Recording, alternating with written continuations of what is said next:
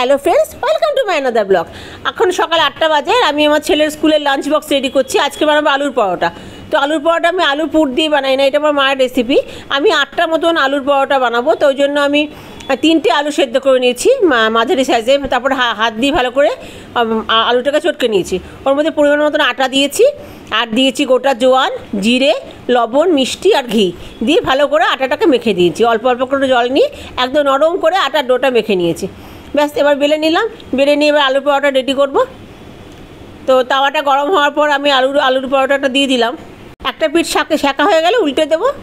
আর আমি এখন আলু পরোটা করবো ঘি দিয়ে, কারণ আমার মা বলতো যখন লাঞ্চ বক্সে দেওয়া হবে তখন ঘি দিয়ে করলে নষ্ট হয় না। আর আমার ছেলে আজকে সারাদিন আছে, মানে স্কুল থেকে টিউশন যাবে। সকাল 9টা 15-তেও বেরায়, 10টা থেকে স্কুল ছুটি হবে 4:30, তারপর 5টা থেকে পড়া 8টা অবধি। তো সারাদিনের লাঞ্চ বক্স আমি 3-4টে আলুর পরোটা দিলে হয়ে যাবে। আর ঘি দিলে কি হয়, আলুর পরোটাটা কখনো নষ্ট হবে না। আর ভিতরে যেহেতু আলু আছে, মানে আলু দিয়ে যেহেতু মাখা, সেহেতু পরোটাটা খুব ভারী হবে। আর পুর দিলে কি হয়, অনেক সময় পুরটা দিলে তো পুরটা নেড়ে দিতে হয়, তো অনেক সময় মানে পুরটা নষ্ট হয়ে যেতে পারে। তো পুরটা নষ্ট হয়ে গেলে আলুটাও মানে পরোটাটাও নষ্ট হয়ে যাবে।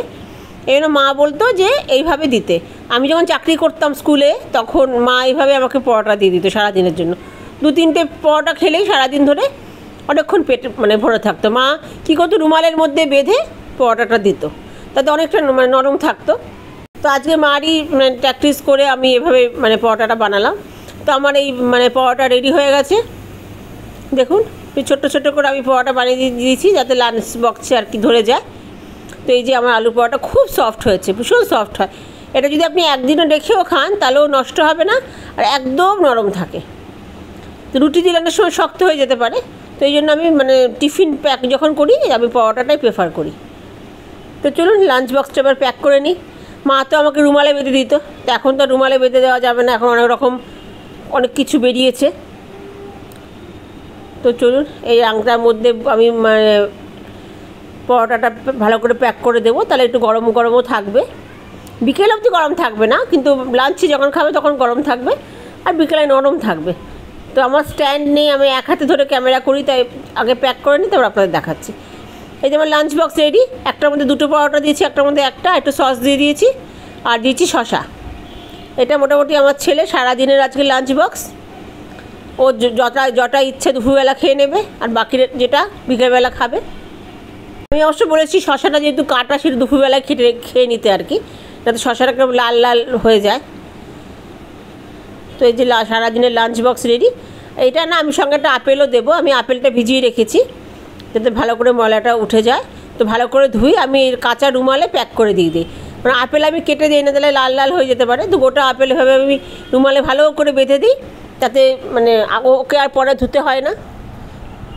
তারপরেও বিকালবেলা একটা পরোটা দিয়ে আপেলটা খেয়ে নেবে, ব্যাস মোটামুটি আমার নিশ্চিন্ত সারাদিনের পেটটা ওর ভর্তি থাকবে। তো গরমকালে টিফিন দেওয়া খুব মুশকিল, যেটাই দেবেন সেটাই নষ্ট হয়ে যাবে। একমাত্র পরোটাটা দিলেই নষ্ট হয় না। তো আপনারাও আপনাদের বাচ্চাদের মানে টিফিনের জন্য এরকম পরোটা বানিয়ে দেখতে পারেন, যে সারাদিন যখন যাবে তো ভালো লাগবে খেতে।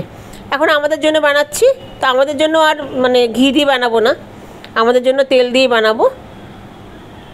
তো আমরা এখন মানে পরোটা বানিয়ে ব্রেকফাস্ট করে নেব।